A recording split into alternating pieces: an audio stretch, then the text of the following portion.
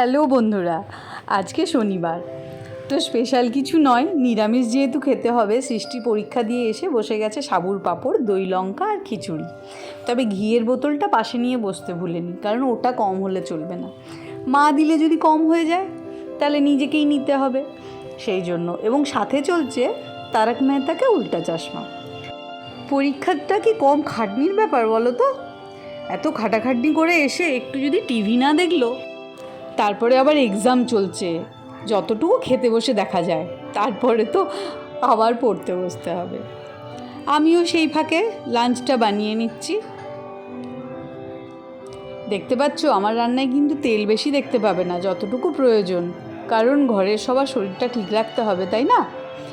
উচ্ছে আলু ভেজেছি একটু পেঁয়াজ আর লঙ্কা দিয়ে, এরকমভাবে ভেজে দেখো, খুব ভালো লাগবে। আর এই যে ঝিঙা আর আলু পোস্ত, ঝিঙে আলু পোস্তর মধ্যে ঝিঙেগুলো একটু বড় বড় কেটেছি, কারণ ঝিঙেটা এত নরম ছিল যে আমি যদি ছোট করি তাহলে আর ওটা খুঁজে পেতাম না। দূরবীন দিয়ে খুঁজে দেখলে হয়তো পাওয়া যেত।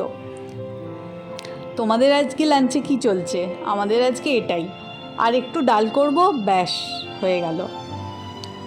বাই, দেখা হবে নেক্সট ভিডিওয়, টাটা।